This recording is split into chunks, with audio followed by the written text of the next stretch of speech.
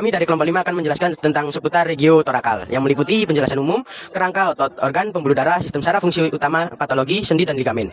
Secara umum, torakal berada di bagian tulang belakang yang memiliki fungsi untuk menyokong dada, lebih tepatnya di antara tulang atas bagian leher dan tulang pinggang bagian bawah.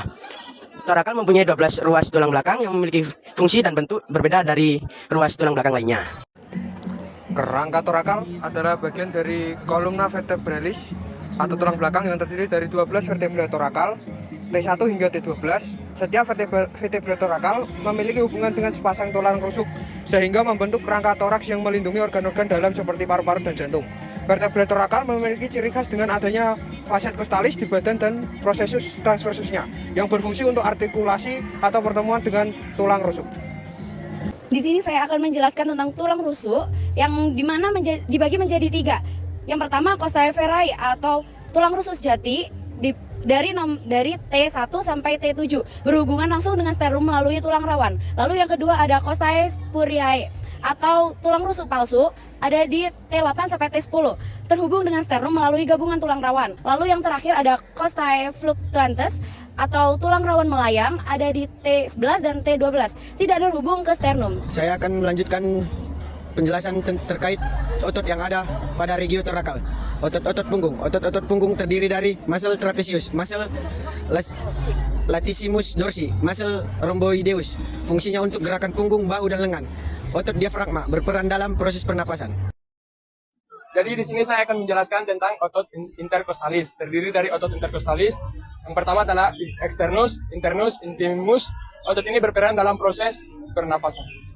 Saya akan menjelaskan berupa seputar organ torakal. Ya, organ torakal merupakan organ yang merupakan menjadi sirkulasi pernapasan manusia. Nah, di dalam organ torakal ini ada beberapa organ, yaitu yang pertama ada paru-paru, jantung, trakea, bronkus, pembuluh darah, dan juga otot pernapasan. Dalam hal tersebut ada 3 organ yang paling penting, yang paling utama yaitu paru-paru yang berupa untuk pertukaran gas yang mengeluarkan karbon dioksida yang untuk mengeluarkan racun pada tubuh manusia. Lalu yang kemudian ada jantung. Jantung ini berfungsi untuk memompa seluruh bagian darah yang ada pada tubuh manusia. Dan yang ketiga ada trakea yang merupakan saluran yang menghubungkan antara tenggorokan dengan paru-paru. Hal ini berfungsi untuk membuat aliran nafas untuk manusia.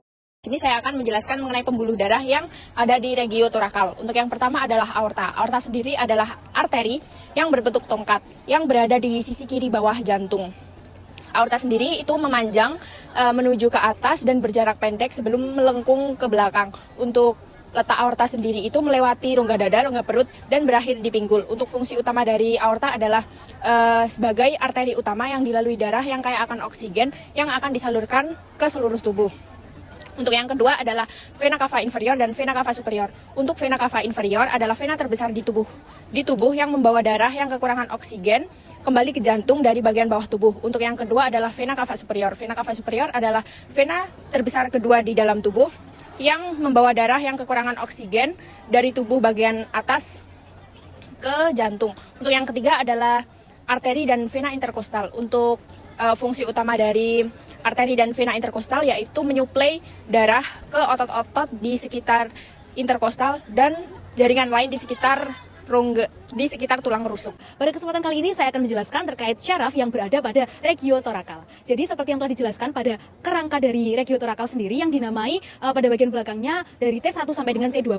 Yang mana di sini menunjukkan bahwa syaraf-syaraf tersebut memiliki wilayah-wilayah tertentu untuk mensyarafi daerah-daerah yang ada di sekitarnya. Yang pertama adalah mulai dari T1 sampai dengan T2, bagian teratas dari regiotorakal itu tersebut yang dia akan mensyarafi dada sebelah atas, lengan dan juga tangan. Yang T1 sendiri merupakan anggota dari plexus brachialis. Kemudian pada T3 sampai dengan T5 yang dia akan mensyarafi bagian dinding dada dan akan membantu pada proses pernafasan. Kemudian pada T6 sampai dengan T8 dia akan membantu pensyarafan pada perut. Kemudian pada T9 sampai dengan T12 dia akan mensyarafi bagian punggung sebelah bawah.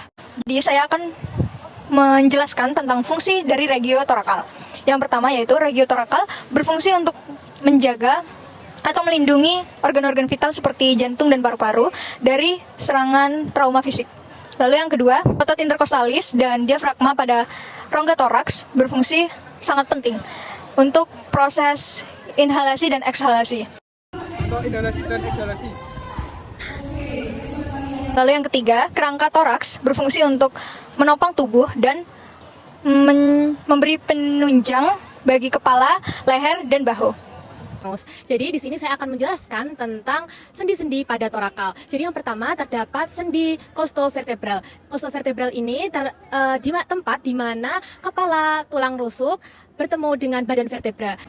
Lalu yang kedua terdapat sendi costotransversal. Jadi sendi costotransversal ini menghubungkan antara tuberkulum tulang rusuk dengan prosesus transversal vertebra toraks yang berkontribusi dalam stabilitas tulang rusuk, stabilitas rongga toraks. Lalu yang ketiga terdapat sendi intervertebralis. Jadi sendi ini berada di antara vertebra yang berdekatan dan penting juga untuk fleksibilitas dan stabilitas tulang belakang. Lalu yang terakhir, yang keempat, itu terdapat sendi facet. Sendi facet ini berada pada prosesus artikular dari vertebra yang berdekatan juga, dan ini memungkinkan pergerakan dan stabilitas tulang belakang. Di sini saya akan menjelaskan mengenai ligamen-ligamen yang terdapat pada torakal. Terdapat beberapa ligamen pada torakal yang berfungsi untuk menjaga stabilitas dan integritas struktural pada torakal itu sendiri. Ligamen yang pertama adalah ligamen longitudinal anterior. Ligamen ini terletak di bagian depan vertebra yang berfungsi untuk menjaga stabilitas dari torakal itu sendiri. Yang kedua yaitu ligamen longitudinal posterior. Ligamen ini terletak pada bagian belakang vertebra yang berfungsi dan membentang sepanjang kanal tulang belakang. Ligamen ini berfungsi untuk menahan tulang belakang dari hiperfleksi. Yang ketiga yaitu ligamentum flavum. Ligamen ini berbentuk pita elastis panjang yang menghubungkan ke tulang lamina dan membentang sepanjang kanal tulang belakang yang berfungsi untuk menjaga kelengkungan dari tulang belakang itu sendiri. Itulah beberapa ligamen-ligamen dari torakal. Di sini saya akan menjelaskan tentang kondisi patologi pada torakal. Antara lain penyakit paru obstruksi kronis atau PPOK, yaitu penyakit gangguan paru yang menghalangi aliran udara, seringkali akibat merokok. Selanjutnya, fibrosis paru, yaitu jaringan paru-paru yang mengeras dan berkurang elastisitasnya, mengganggu pernafasan. Yang ketiga, aneurisma aorta torakal, yaitu pembesaran abnormal pada dinding aorta yang berpotensi pecah. Jadi pneumonia ini infeksi paru-paru yang disebabkan oleh bakteri, virus, dan jamur. Dapat disembuhkan oleh antibiotik, antifungal, dan antiviral. Lalu ada asma, ini peradangan saluran nafas yang dapat diobati dengan inhaler. Lalu ada penyakit jantung koroner, ini disebabkan oleh penyempitan arteri dalam jantung. Dapat disembuhkan oleh modifikasi gaya hidup seperti diet dan olahraga. Terima kasih.